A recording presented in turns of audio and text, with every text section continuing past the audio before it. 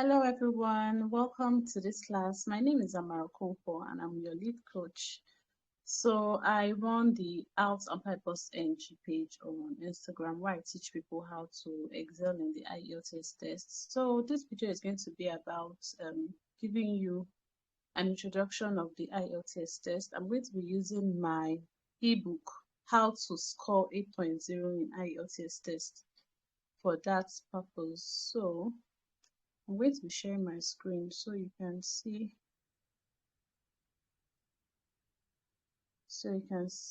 the ebook.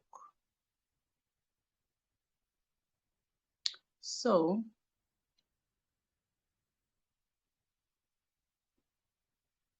the IELTS test is something that one can easily go on the internet to look for information on how to pass the test. There are many websites, many materials, but in order to have structure and a sense of direction when you are preparing for the test, it's important to work with a coach or a timetable. Like, it's better to have something that would guide you, that would give you structure in how you prepare for the test. And that's the reason why we are here, right? So chapter 1 is basically about helpful tips for the test when you prepare for the test. So from the very beginning, I'd advise you to have a notebook for practicing the writing tasks. In the IELTS overview video, you'd see that I've given you an idea of how the test is divided into. So it's divided into 4 parts: the reading, writing, listening, and speaking. So you need to have a notebook for practicing the writing aspect of the test, the listening part, and also the reading part. It's also important for you to have an accountability partner. That is someone that always checks up on you, asks you if you've done your practice, like someone that'll be on your neck to make sure that you're always practicing on a daily basis. Someone that can actually check, help you review maybe what you've written, and also be there to practice with you. Now, the accountability partner that you eventually get might not check all the boxes, but at least it's good to have somebody that you can always report yourself to. Then it's also important to practice on a daily basis. The IELTS test is a test that is designed to test your use of English and not what you have memorized. So once you've learned the strategies that you need to understand for each part of the test, it is then important for you to practice in order to get used to how to answer questions in all the 4 parts of the test. Always time yourself. When I say time yourself, that is, take note of the time when you begin practicing for any of the parts. Take, for instance, you're practicing an essay, you're writing an essay. Make sure that you complete your essay within 40 minutes. So check the time when you begin, or put a timer, something that will ring an alarm once it's 40 minutes. So what it does for you is that it trains you on how to finish up your essay or letter or report in time.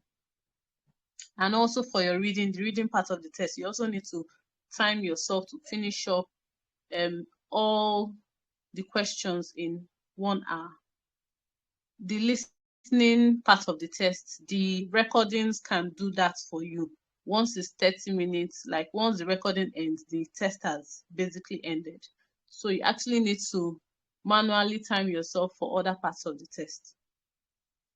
Give yourself 3 months to prepare intensively. So this is what I did. That's why I advise people to do this. Now, it might not work for every other person. So what I've seen for most of all these years that I've been coaching people, I realized that most people tend to work with 1 month and even less than a month. So you know yourself, you know what works best for you. So give yourself that time. If it's 1 month that you have, give yourself that time. If it's 2 months, give yourself that time. Make sure that you use it to practice and get ready for the test. The test is easy once you know what to do.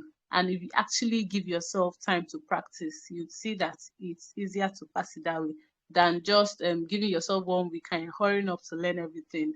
It becomes very stressful. So let's go over how the tests, let's just do a brief summary of how the 4 parts of the test works again. So the writing test, it's for 1 hour. You have 2 tasks, task 1 and task 2. The task 1 would be for 20 minutes, while the second task, the essay, will be for 40 minutes. So a total of 1 hour. Mind you, they would give you questions for these 2 tasks at once, and you would use your discretion to answer the both of them within 1 hour. So there won't be any timer telling you that, okay, it's 20 minutes now, you should have finished your task 1. Oh, it's 40 minutes now, you should have finished your task 2. No, they would time you. They would give you 1 hour to finish the both of them. So you can only learn how to finish up these 2 tasks in 1 hour if you have practiced ahead. Then for the reading part, we said that it's 1 hour also. So you just need to, whenever you're practicing, always time yourself, make sure that you finish up in 1 hour. Listening test, 30 minutes. Then if you are doing the paper-based test, you always be given 10 minutes to transfer your answer from the question booklet to your answer booklet. But if you are doing the computer-based test, it means your answer, you'll be putting in your answer directly within that 30 minutes. So you won't be given an extra time if you are doing the computer-based test. So take note of that. The speaking test is usually around 10 to 15 minutes. It happens very fast. But whatever happens within that short period of time will determine a lot in your score. The more reason why you need to understand how to answer questions, and also practice likely questions. So you would maximize that very short time.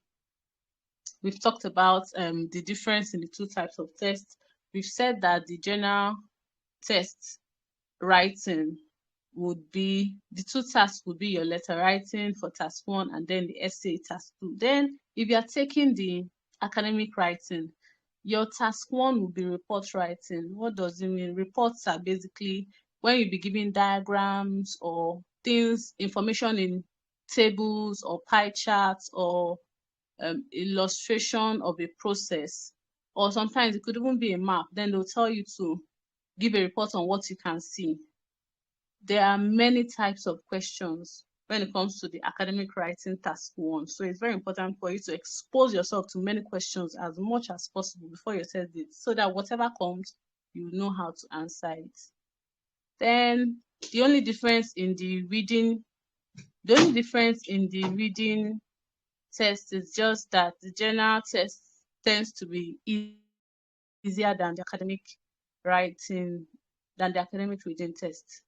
The speaking and listening parts are the same for both tests. I know we might have done this in the previous video, but going over it again would give us more understanding. Take note that the academic test is for people that want to go for postgraduate studies in the abroad, or maybe their graduate studies, people that basically that are writing the test for admission to schools abroad, while the general training is for people that are moving abroad to work, right? Maybe you want to go to UK, or you want to go to Canada to work, Australia. So whatever it is, always confirm with the body, the institution you are working with, whoever you're doing your registration with, always confirm from them the particular type of IELTS test that is needed. So you won't have to rewrite, maybe you mistakenly wrote one and they're asking for the other one. So always confirm before you register for the test. Now, I'll end this video here. This video is basically an introduction for the IELTS test. In our next video, we'll move to the writing part of the test. Now, at the very beginning of this test, always have a goal. Before you start in mind, what is your desired score? Are you looking at 7.5, 7.0, 8.0, 8.5?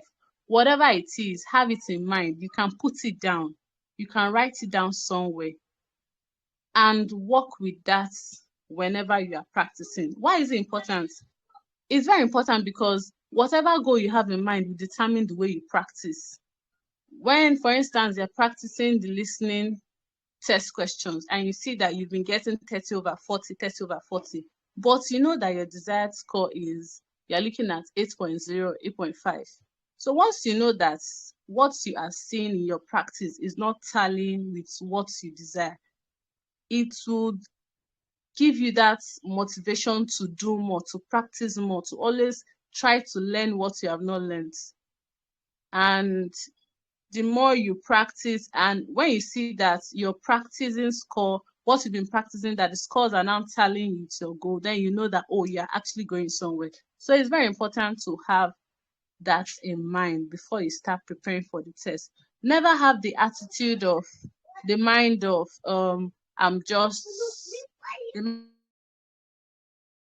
I'm just registering for this exam just to try, just to see how it goes. Never have that mindset. Always have the mindset that, okay, I have a goal and I want to work towards that goal. So thanks guys for joining me in this section. Please, if you have any question, ask it in the comment section or in the group, wherever you see this video. Ask your questions and we'll get right into that. So we'll see you in the next class. Bye bye.